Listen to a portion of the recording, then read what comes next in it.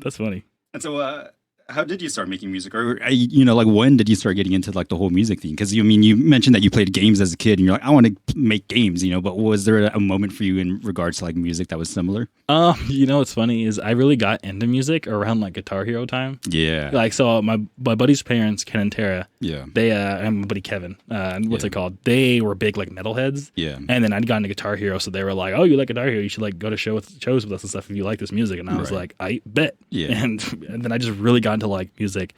Like one of my, I guess till this day, my favorite band is like probably System of a Down. Nice. And they were like into that. Into a few Tool shows. I went to a lot of Scars on Broadway for like the real System fans. They know they broke up for a little bit and stuff. Yeah. I think my first concert to Metallica headline. So like they dug, they really started me off right. Yeah. So just from there, just been growing more into music. And then eventually I got, kind of grew up, the music I grew up around was really nice too. My dad, he's like from Compton, like during the 80s, like he's the Compton. Oh, yeah. Yeah. like we watched Straight Outta Compton together. He was like, "Oh yeah, I remember that club." And I'm like, "What do you mean you remember that club that Eazy-E walked?" So I grew up around a lot of like gangster rap and like 2000s rap because my parents were like really big rap fans. And then from that too, my dad was a bit older. So a lot of like soul, he was a big Whispers fan and stuff like that. Yeah. So sometimes when I show my parents my music, they're like, "How do you know that song? How did you find that song to sample? Like, we know it, but why do you know it?" Because you guys played it. What do you mean? Exactly. So yeah, stuff like that. And so I think that's kind of like my musical come up stuff. Yeah, that makes sense. Nice. Yeah. And out of all of those genres that that you've listened to, because you have like a collection, everything ranging from like metal to like hip hop, like what is it that influences your music? Yeah, you know what? That's like one of my favorite questions, and probably everything, honestly. Like everything and anything can influence my music. Like going back to the sample, like you just kind of develop this ear where you'll just be like hanging out, and then you'll hear like the funniest noise. You're like, "Oh, that'd be dope in a sample. Yeah, that'd be dope in a song." Like it's how like sometimes like even with all my early stuff, like I'd watch episodes of Space Dandy and be like, "Yeah, that'd be dope in a song." Right. And that would make that the drop to the song. Yeah, the booty baby. Yeah, exactly. I was like, "Yo, that would be a dope drop." Right. Yeah. So it could be like any of the smallest noises, like little Godzilla noises. I'm like, "Oh, that would be dope." Yeah. And then. So yeah, and then when it even comes when I'm just like on YouTube or like I'm at a friend's house and I'm like, what is this? Or just in the car, whatever it may be. But so yeah, I guess really just everything, because everything I can sample, I'm like happy to, if it like builds the vibe that I'm trying to build or whatever it may be. Yeah. But in terms of like, I guess overall architecture of my like Groovy project, probably a lot of people like Saint Pepsi. I mean, he's probably one of the legends in like the vaporwave scene. So like definitely them. I want to give them credit. Nowadays, though, it's probably more my buddy Tupperwave. Like, we're friends, but it's weird to be like, my friend's my inspiration. Yeah. But, But, I mean, it's true. Yeah, it's true. Like, the guy's stuff slaps. Yeah, like, especially the way he approaches kicks. I'm like, dude, what are you doing to me like that? You got really nice sounding kicks. Every time I hear them, I'm like, damn. Yeah. So, and just the way he samples, it's like, again, Future Funk was going that more house direction. Yeah. And they were like, no, let's bring it back. Let's bring it back to like the 2014 era that I was more in. And I'm like, dude, I'm glad you did. Cause like, I mean, I've been doing it for a little bit, and there was a bit of me that was like, you know what? I feel like we did what we wanted to do, the sounds. And then Tupperwave was like, hold my beer. Like, y'all forgot about this whole section of stuff you could have done. Yeah. So I was like, oh, thank you. True, yeah. And then probably like beat makers in general, probably people like Vanilla, if you've heard of them. They were like big on Bandcamp back in the day, especially like the 2013 Bandcamp days. Ooh, I forget they started on Bandcamp. Yeah. Vanilla's a huge inspiration there. And then probably just LA beatmaker sound is like through and through. I'm just from, I don't know, I just get it maybe. But even though they're from New Jersey, Mind Design and Knowledge, they're like part of the LA beatmaker scene. So I'd give them huge. Yeah. They're like huge. I like their music a lot, and it bleeds into my music sometimes, even though I try not to like take too much. But what's it called? And then just the legends like Nujaba's, J Dilla and stuff. Of course. It's funny to go from like vaporwave all the way down to like hip hop head hits. No, but I mean it makes sense, because I mean just the way like Nujaba's would approach his like sampling, and then like the way that J Dilla would approach like the way he layers his drums, like it all just combines into just one musical force now, where you're just like, this is the shit. Definitely. And then also another thing is too, I'll say like fans and stuff, like I know it's maybe weird to say, or just people I interact with me who like enjoy my music. I hope I'm not putting you in a box, but I think we like each other's music. Yeah. And I think you'd be a big part of it as inspiration for me. Oh, hell yeah. Because you were a big metalhead and you were like, oh, sampling is back in the day, man. You were kind of hating. I'm not going to lie. I think about that sometimes. I'm like, damn, I used to hate sampling, but here I am fucking digging through samples. Yeah.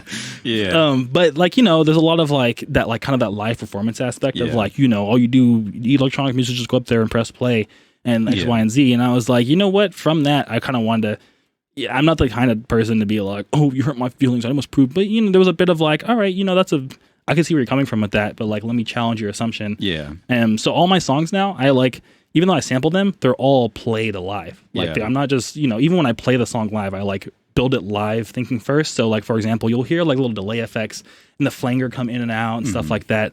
Those are me playing the song live on the actual recording that I then put on the album or whatever it may be. So you're listening to a live song. So when you come to a live show, it's never going to sound the same, even though it is electronic sampled music. Yeah. So like, stuff like that. Like fans will tell me things like that.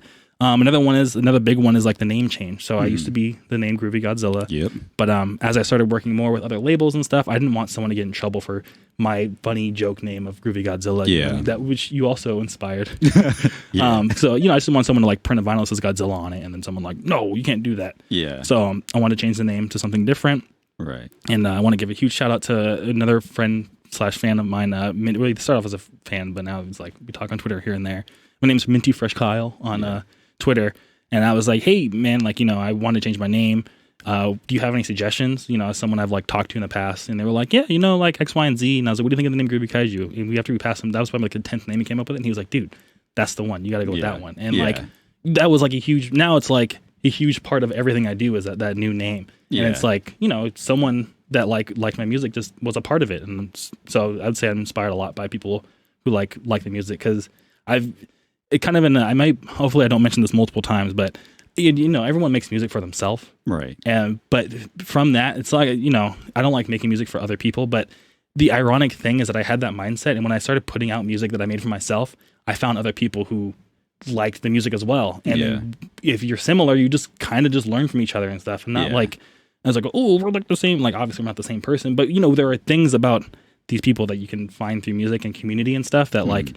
Then they're like, oh wow, like what, that was a great idea that you thought that like that sample could have been done like this, because like it sounded dope because we have the same taste in music, obviously, because you like my stuff and I make stuff that I like.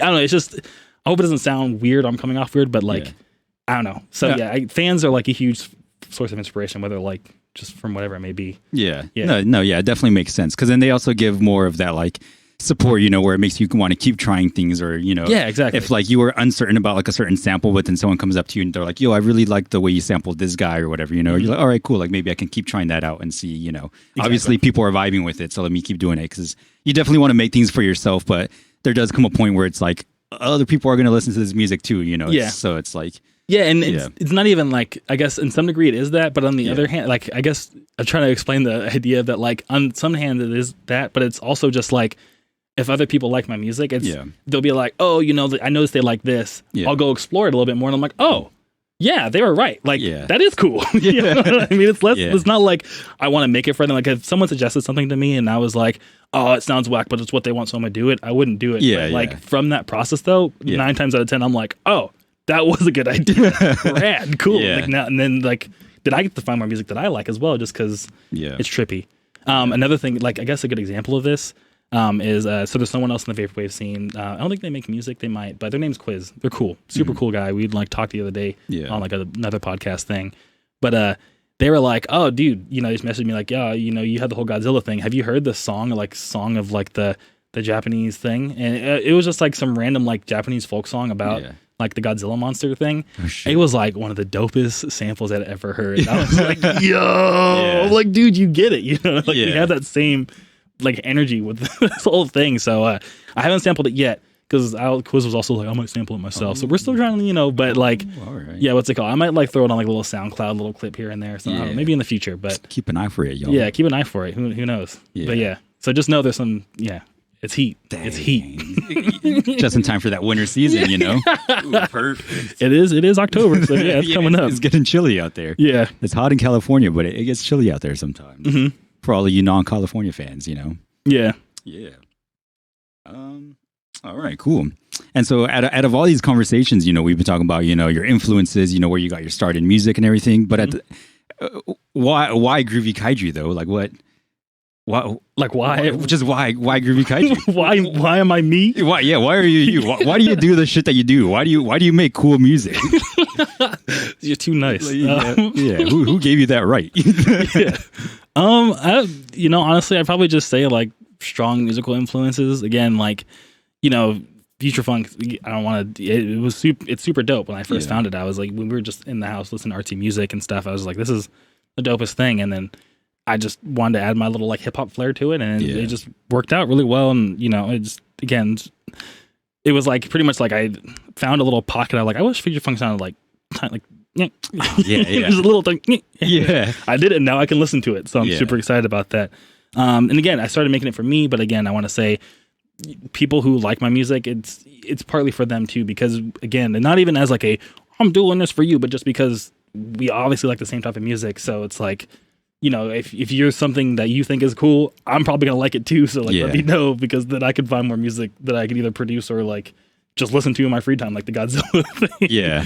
And again, it's just I just found so many awesome people I could vibe with. And I guess just to share some stories. So I played a show recently out in Santa Ana. Yeah. And then one person in particular that I like really vibed with a lot was I don't want to say their real name just because I don't want to dox them. True. What's it called? But I don't want to make it seem like I'm lying. But just if you really want, if you want the just reach out to me. Maybe we could like get them in the server or something to be like, yes, the story's true. True. Yeah. Or actually, there's a picture on Twitter somewhere. Anyways. So they came up, and the reason why I'm being nervous is just because I don't want to dox them or like put out their personal information. But so they came up and they were like, oh, dude, like they brought a backpack with the Still Groovy vinyl in it, and they're like, dude, can you sign it? And I was like, yeah. And then from that, we were just talking. You're like, yeah, dude, like I'm also a computer science person. Like, right on. I've been going to college, and it's like it was so trippy for me to like find out like, oh wow, this person I just found on Spotify also writes code, and it's just like that weird trippy like.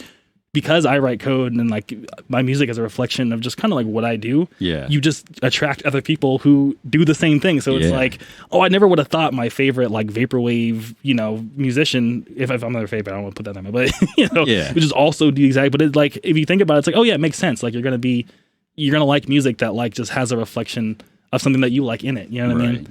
And another one is that was super trippy is so for the Destroy All Monsters cover, I like wanted to get contract an artist out because the music is finally like with Spotify and things like be able to clear the samples, makes a little bit of money. So I was like, you know what? Let me put that back into the creative artist market economy, if you want to call it that. Mm-hmm. And I started looking for artists, and there was like maybe found like a bunch of artists I liked, and then I was just looking to see if their commissions were open. And my favorite one, their commission wasn't open, and I was like, oh man. So I gave them a follow. Yeah. And I was like, you know what? I'll just figure it out tomorrow. I went to bed and I woke up the next morning and they're like, oh my God, you're Groovy Kaiju. I can't believe you followed me. I'm such a big fan. And I was like, no way. I was like, this person that I was a fan of that did visual art is a fan of my music. I'm like, dude, what? No way. They're Mickey N. I'll say their names because it's their online handle, but it's like Mickey N. And I give them credit. So if you go to the album, you'll see like their Instagram handle and stuff. But they were like a fan of me. And I was like, well, you got to do the cover, please. And like, commissions are open. And I was like, ooh. And that's how we got the super dope Godzilla punching the mecha. It was them, and like they happened to just be a future funk fan. Who was like a big fan. It was already a fan of me, and it was just like, it has to happen. You know what I mean? The album cover is dope. So I'm super stoked on that, and it just worked out. So I guess that's why. Just because you get to meet cool people from it. I get to hear music that I like, and I get to find new music that I like just from definitely. Making this, I guess, community of people who just happen to like the certain twang of vaporwave that I'm in. Yeah, definitely. Yeah. Nice. So yeah. Oh yeah. Mm-hmm. Nice.